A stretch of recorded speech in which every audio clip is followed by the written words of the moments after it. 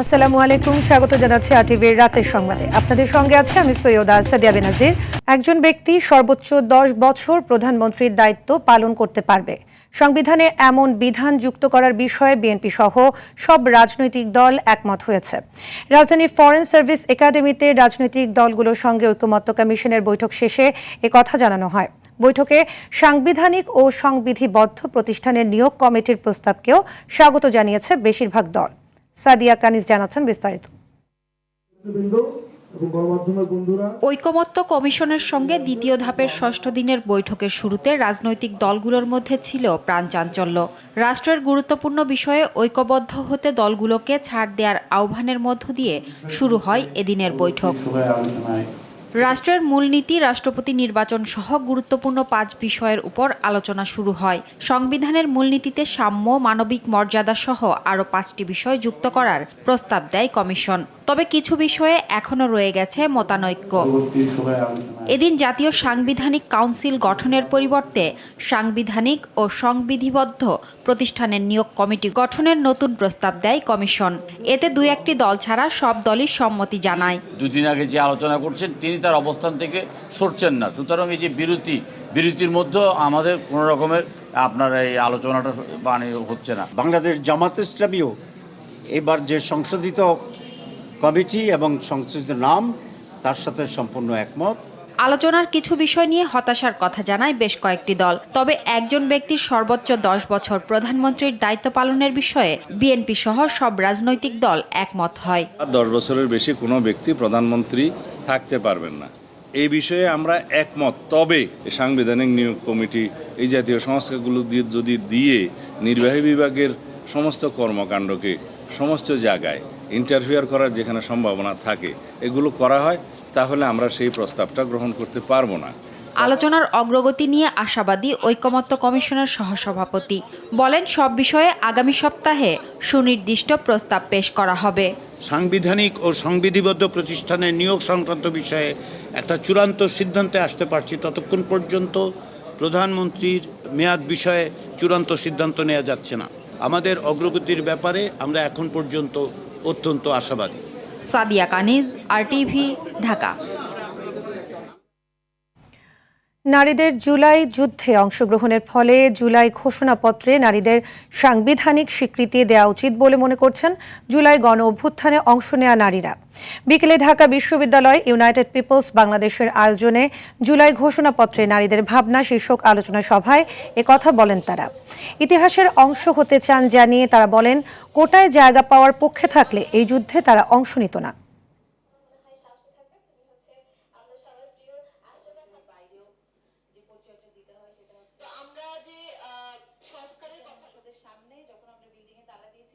আমরা যেটা করেছি, আমরা চাচ্ছি না আমাদেরকে খুব বেশি গ্লোরিফাই আপনারা করেন, আর আমরা যেটা করেছি সেটা স্বীকৃতি আমরা চাই। 24-এর যে এত বড় বিপ্লব হলো সেখানে কিন্তু নারীর ভূমিকা ছাড়া, নারীর অংশগ্রহণ ছাড়া কোনোভাবেই এই বিপ্লবটা আসলে সম্ভব হতো না। আওয়ামী ফ্যাসিবাদী আমলে বাংলাদেশকে সর্বগ্রাসী রাষ্ট্রে পরিণত করা হয়েছিল বলে মন্তব্য করেছেন বিএনপির ভারপ্রাপ্ত চেয়ারম্যান তারেক রহমান। তিনি বলেন, মব জাস্টিস এক হিংস্র উন্মাদনা যা মানবতার শত্রু হয়ে দাঁড়িয়েছে। আন্তর্জাতিক নির্যাতন বিরোধী দিবস উপলক্ষে গণমাধ্যমে পাঠানো বিবৃতিতে তিনি এ মন্তব্য করেন। তারেক রহমান বলেন, এটি গণতান্ত্রিক সংস্কৃতি গড়ে তোলার পরিবেশকে বিপন্ন করবে। আর যেন একমাত্রিক রাষ্ট্রের পুনর্প্রবর্তন না হয়, সেজন্য গণতন্ত্রকে গতিশীল ও এর ধারাবাহিকতা অব্যাহত রাখতে হবে। আলাদা বিবৃতিতে দলের মহাসচিব মির্জা ফখরুল ইসলাম আলমগীর বলেছেন, আইনশৃঙ্খলা বাহিনীর হেফাজতে নির্যাতন ও মৃত্যু বন্ধ করতে হবে। গণতন্ত্রকামী সংগ্রামী জনগণকে একতাবদ্ধভাবে সব নির্যাতনের বিরুদ্ধে প্রতিরোধ গড়ে তোলারও আহ্বান জানান তিনি।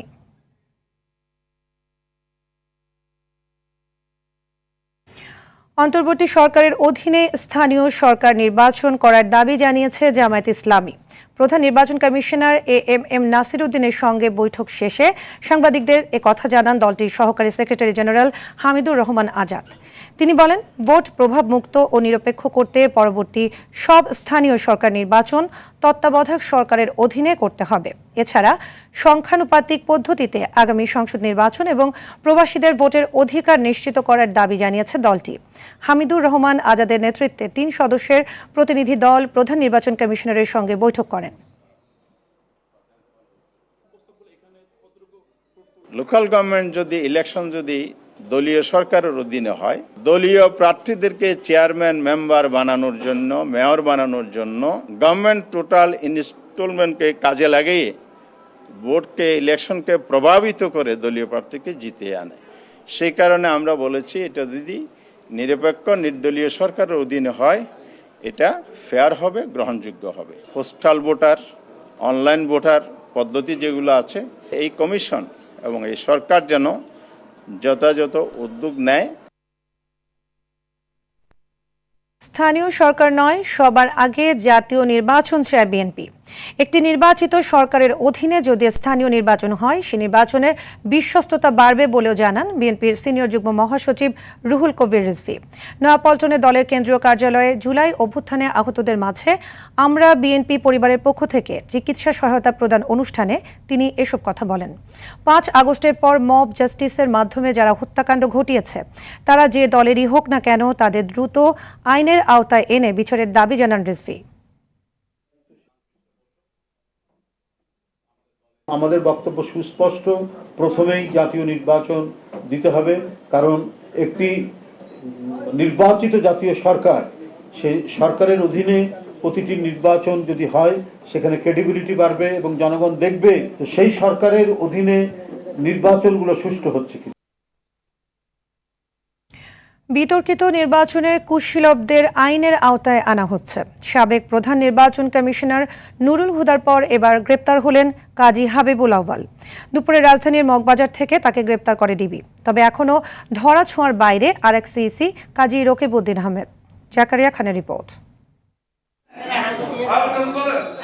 দশম, একাদশ ও দ্বাদশ জাতীয় নির্বাচন দেশের ইতিহাসে রাতের ভোট, আগের দিনে ভোট আর ডামি নির্বাচন নামে পরিচিতি পেয়েছে। সবশেষ 2024 সালে দেশের বড় রাজনৈতিক দল বিএনপি সহ বিরোধী সব দলকে বাদ দিয়ে নিজেদের মধ্যেই প্রতিদ্বন্দ্বী তৈরি করে আনুষ্ঠানিক নির্বাচন হয়, যে নির্বাচন আমি দামি নির্বাচন হিসেবেই পরিচিতি পায়। যদিও সেই নির্বাচনের পর সরকার ক্ষমতায় থাকতে পারেনি 8 মাসের বেশি। ছাত্র জনতার অভ্যুত্থানে গেল বছরের 5 আগস্ট পতন ঘটে শেখ হাসিনার ফ্যাসিস্ট সরকারের। বিতর্কিত এসব নির্বাচন ঘিরে নানা অভিযোগ থাকলেও এতদিন কোনো ব্যবস্থা নেয়নি সংশ্লিষ্টরা। 22 জুন শেরেবাংলা নগর থানায় বিএনপি মামলা করলে সাবেক প্রধান নির্বাচন কমিশনার হাবিবুল আউয়ালকে গ্রেপ্তার করে পুলিশের গোয়েন্দা বিভাগ। ডিএমপির যুগ্ম পুলিশ কমিশনার মোহাম্মদ নাসিরুল ইসলাম জানান, মামলার বাকি আসামিদের গ্রেপ্তারের চেষ্টা চলছে। বিএনপি সহ অন্যান্য দলের নির্বাচনে অংশগ্রহণ না করা এবং সেক্ষেত্রে সুষ্ঠু পরিবেশ নিশ্চিত করতে না পারায় তার বিরুদ্ধে মামলা হয়, যে মামলার সে 20 নম্বর আসামি। আত্মগোপনে থাকা অবস্থায় আমরা তার তথ্যপত্রের ভিত্তিতে অবস্থান নিশ্চিত করে গ্রেপ্তার করতে সক্ষম হয়েছে। স্বৈরাচারের সহযোগী হিসেবে সাবেক 2 প্রধান নির্বাচন কমিশনারকে গ্রেপ্তার করা হলেও এখনও অধরা আরেক সিইসি কাজী রকিবউদ্দিন আহমদ। জাকারিয়া খান, আরটিভি, ঢাকা। শেখ হাসিনার আদালত অবমাননা মামলায় রাষ্ট্র নিয়োজিত আইনজীবী আমিনুল গনি টিটুকে অব্যাহতি দিয়ে নতুন আইনজীবী নিয়োগ দেওয়া হয়েছে। এই মামলার প্রস্তুতি নিতে এমিকাস কিউরি AY মশিউজ্জামানকে 1 সপ্তাহ সময় করে দিয়ে পরবর্তী শুনানির জন্য 2 জুলাই দিন ধার্য করেছে ট্রাইব্যুনাল। এর আগে গত 5 আগস্ট শেখ হাসিনার বিচার চেয়ে সামাজিক যোগাযোগ মাধ্যমে পোস্ট করেছিলেন আমিনুল গনি। তাকেই আবার শেখ হাসিনার পক্ষে আইনজীবী নিয়োগ দেয় সমালোচনা দেখা দেয়। শুনানি শেষে প্রসিকিউটর জানান, শেখ হাসিনার পক্ষে নতুন আইনজীবী হিসেবে নিয়োগ পেয়েছেন আমির হোসেন। মানবতা বিরোধী অপরাধের মামলায় ও হাসিনার পক্ষে লড়বেন তিনি। আন্তর্জাতিক অপরাধ ট্রাইব্যুনাল এই মামলায় আসামি শেখ হাসিনা এবং বুলবুল সাহেবের পক্ষে অ্যাডভোকেট জনাব আমির হোসেনকে এই মামলায় নতুন করে স্টেট ডিফেন্স হিসেবে এঙ্গেজ করেছে। এই মামলা পরবর্তী শুনানির তারিখ 2রা জুলাই 2025 দিন ধার্য করেছে। হাতিরঝিল থানার হত্যা মামলায় নতুন করে গ্রেফতার দেখানো হয়েছে সাবেক আইসিটি প্রতিমন্ত্রী জুনায়েদ আহমেদ পলককে। একই মামলায় হাসানুল হক ইনুকেও গ্রেপ্তারের আদেশ দেন বিচারক। বুধবার ঢাকার সিএমএম আদালতে তাদের হাজির করা হলে এই আদেশ দেওয়া হয়। এছাড়া সাবেক শিল্প প্রতিমন্ত্রী কামাল আহমেদ মজুমদারকে মিরপুর মডেল থানার হত্যা মামলায়, সাবেক প্রতিমন্ত্রী তাজুল ইসলামকে পল্টন থানার হত্যা মামলায় এবং ডিএমপি সাবেক উপকমিশনার মোহাম্মদ শহীদুল্লাহকে ভাটারা থানার হত্যা মামলায় গ্রেপ্তার দেখিয়েছেন আদালত।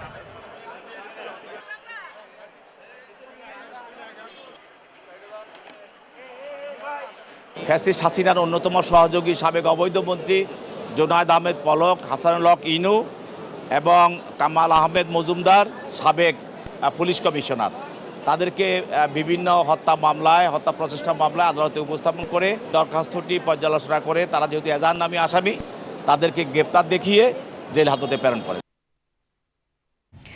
পুলিশের উপপরিদর্শক সুকান্ত দাসকে পুলিশের হেফাজত থেকে ছেড়ে দেওয়ার অভিযোগে খুলনা মেট্রোপলিটন পুলিশের সদর দপ্তর ঘেরাও করেছে বিক্ষুব্ধ ছাত্র জনতা।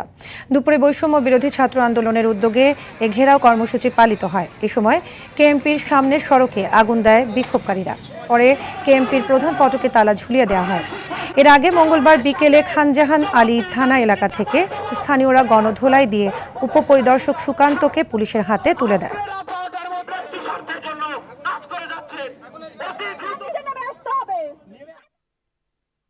2009 সালে আলোচিত পিলখানা হত্যাকাণ্ডে তৎকালীন বেশ কয়েকজন রাজনৈতিক ব্যক্তির সংশ্লিষ্টতা পেয়েছে জাতীয় স্বাধীন তদন্ত কমিশন।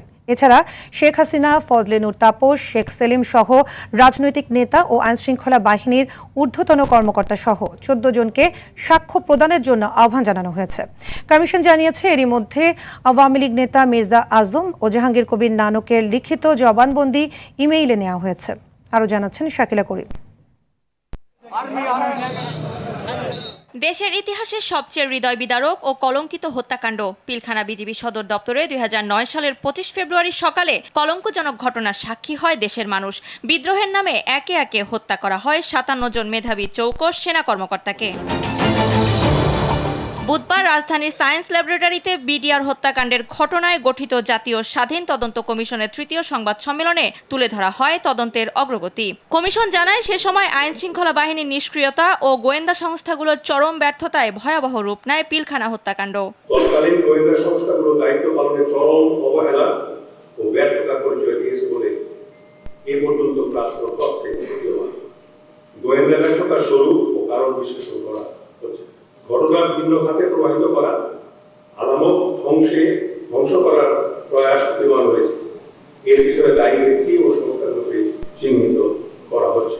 এই হত্যাকাণ্ডে তৎকালীন গুরুত্বপূর্ণ রাজনৈতিক কিছু ব্যক্তির সংশ্লিষ্টতা রয়েছে। এর মধ্যে শেখ হাসিনা, মেজর জেনারেল তারিক আহমেদ সিদ্দিক, ফজলে নূর তাপস, শেখ সেলিম সহ 14 জনকে সাক্ষ্য প্রদানের জন্য আহ্বান জানানো হয়েছে। সাক্ষী হিসেবে খুবই গুরুত্বপূর্ণ, কাজে এদের সাক্ষ্য আমরা এখন পর্যন্ত দিতে পারিনি।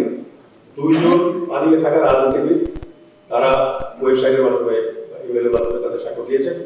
বাকিগুলো আমরা এম্বাসিতে যদি যেতে পারি, তাহলে আমরা সেই যেখানে তারা আছে সেই এম্বাসি কর্মকর্তাদেরকে অনুরোধ জানাবো, তাদেরকে হয় লিখিত বক্তব্য তাদের আমাদের কাছে উপস্থাপন করুন, কিংবা তাদেরকে অনলাইন করলে আমরা তাদের সঙ্গে কথা বলবো। ঘটনার কারণ ভিন্ন খাতে নেয়ার জন্য চাল ডাল কর্মসূচি, জঙ্গিবাদের সংশ্লিষ্টতা এবং মাদ্রাসায় পড়াশোনা সম্পন্ন করা জনবল নিয়োগ দেওয়ার বিষয়ে প্রচার করা হয়। পিলখানায় হত্যাযজ্ঞ চলাকালে কিছু গণমাধ্যম পক্ষপাত দুষ্ট সংবাদ প্রচার করার মাধ্যমে বিদ্রোহ উস্কে দিয়েছে এবং একই সাথে পরিকল্পিতভাবে সামরিক অভিযানের ভাবমূর্তি পূর্ণ করার প্রয়াস চালিয়েছে বলে প্রতীয়মান হয়েছে। এখনও 50 জনের সাক্ষ্য গ্রহণ এবং কিছু বিদেশি সংস্থার কাছ থেকে তথ্য সংগ্রহ বাকি থাকায় আগামী 30 সেপ্টেম্বর পর্যন্ত চূড়ান্ত তদন্ত প্রতিবেদন দাখিলের সময় বৃদ্ধির অনুরোধ করা হয়েছে বলে জানিয়েছে কমিশন। এই পর্যন্ত যে অগ্রগতি সাধিত হয়েছে, শাকিলা করিম, আরটিভি, ঢাকা। পরিবেশ রক্ষায় সবাইকে আত্মবিধ্বংসী সিদ্ধান্ত থেকে সরে আসার আহ্বান জানিয়েছেন প্রধান উপদেষ্টা ডক্টর মোহাম্মদ ইউনূস। প্লাস্টিক পণ্যকে পরিবেশের প্রধান শত্রু উল্লেখ করে তা বর্জনের আহ্বান জানান তিনি। সকালে বাংলাদেশ চীন মৈত্রী সম্মেলন কেন্দ্রে বিশ্ব পরিবেশ দিবস ও পরিবেশ মেলা এবং জাতীয় বৃক্ষরোপণ অভিযান ও বৃক্ষ মেলার উদ্বোধনী অনুষ্ঠানে তিনি এসব কথা বলেন। জাহিদ রহমানের রিপোর্টে দেখুন বিস্তারিত। বাংলাদেশ চীন মৈত্রী সম্মেলন কেন্দ্রে বন, পরিবেশ ও জলবায়ু পরিবর্তন মন্ত্রণালয় আয়োজন করে বিশ্ব পরিবেশ দিবস ও পরিবেশ মেলা এবং জাতীয় বৃক্ষরোপণ অভিযান ও বৃক্ষ মেলার 2024-এ এসে কার্যক্রম আমরা শুরু করেছি বাস্তবায়নে। এতে অংশ নিয়ে প্রধান উপদেষ্টা পরিবেশ ধ্বংসের জন্য মানবজাতিকে দায়ী করেন। আহ্বান জানান পরিবেশ রক্ষায় পলিথিন বর্জনের। আমরা যদি আমাদের লাইফস্টাইল পরিবর্তন না করি, এই যুদ্ধে সামগ্রিকভাবে মানুষের করার অবদান। বর্জন একজন উৎপাদন করে ফেলেছে, তারপর বর্জন করে, দুজনের লেগে গেল। গোড়াতে যদি আমরা উৎপাদনটাই বন্ধ করতে পারি, তাহলে আর বর্জনের প্রশ্ন আমাদের আর থাকে না, আমাদের সমস্যার মধ্যে আমরা পড়ি না। এবং উৎপাদন বন্ধ করলে যে দুনিয়া অচল হয়ে যাবে তাও না। পলিথিন বেশি দিন আগের জিনিস না, মাত্র সেদিনের জিনিস। তরুণ প্রজন্ম অসীম শক্তির প্রমাণ গণ অভ্যুত্থান। তাই পরিবেশ রক্ষায় সকল নাগরিকদের পাশাপাশি তরুণরা বিশেষ ভূমিকা রাখবে বলে আশা প্রধান উপদেষ্টার। তরুণরাই আমাদের নতুন বাংলাদেশ গড়ার স্বপ্ন দেখতে অনুপ্রাণিত করেছে। নিজের মধ্যে এমন সংকল্প করতে হবে যে আজ থেকে আমি আমার দৈনন্দিন জীবনে কার্বন নিঃসরণ শূন্যতে নিয়ে আসবো। আমাদের অবশ্যই আত্মবিধ্বংসী চিন্তা ভাবনা থেকে মুক্ত হতে হবে। অর্থনৈতিক লাভের জন্য পরিবেশের ক্ষতি করে যাব, এটা আমি কিছুতেই নিজেকে মানতে দেব না। পরিবেশ রক্ষার দায়িত্ব সরকারের উপর তুলে দিয়ে নাগরিকদের নির্ভর থাকার সুযোগ নেই বলেও মন্তব্য করেন ডক্টর মোহাম্মদ ইউনূস। পরিবেশ মেলা, বৃক্ষ মেলা ও বৃক্ষরোপণ অভিযান 2025-এর শুভ উদ্বোধন ঘোষণা করছে। পরিবেশের প্রথম সবক হচ্ছে আমার পরিবেশ আমাকে রক্ষা করতে হবে, আর কেউ এসে রক্ষা করে দিয়ে যাবে। পরিবেশকে হতে হবে নাগরিকদের আন্দোলন। প্লাস্টিক পরিবেশের বিষ, এটা পৃথিবীর সকল প্রাণীর জন্য বিষ, শুধু মানুষের জন্য। পরে তিনি গাছের চারা রোপণের মধ্য দিয়ে জাতীয় বৃক্ষরোপণ অভিযানের উদ্বোধন করেন। জাহিদ রহমান, RTV, ঢাকা। কিছু খরচ করে হলেও অপ্রয়োজনীয় প্রকল্প ভেঙে ফেলার পক্ষে মত দিয়েছেন বাণিজ্য উপদেষ্টা শেখ বশিরউদ্দিন। দুপুরে ERF ও পলিসি এক্সচেঞ্জ বাংলাদেশ আয়োজিত অটোমোবাইল বিষয়ক সেমিনারে তিনি জানান, পরিকল্পনাহীন প্রকল্প ও দুর্নীতির কারণে জাতীয় ব্যয়ের বড় অংশ দেনা পরিশোধে চলে যাচ্ছে। তাই সক্ষমতা যাচাই ছাড়া প্রকল্প না নেয়ার তাগিদ দেন তিনি। সমন্বয়ের অভাবে শিল্পখাত এগুচ্ছে না মন্তব্য করে যুগোপযোগী নীতি গ্রহণেরও তাগিদ দেন উপদেষ্টা। তবে নীতি গ্রহণে ব্যক্তি খাতের উদ্যোক্তাদের অন্তর্ভুক্ত করার দাবি ব্যবসায়ী নেতাদের।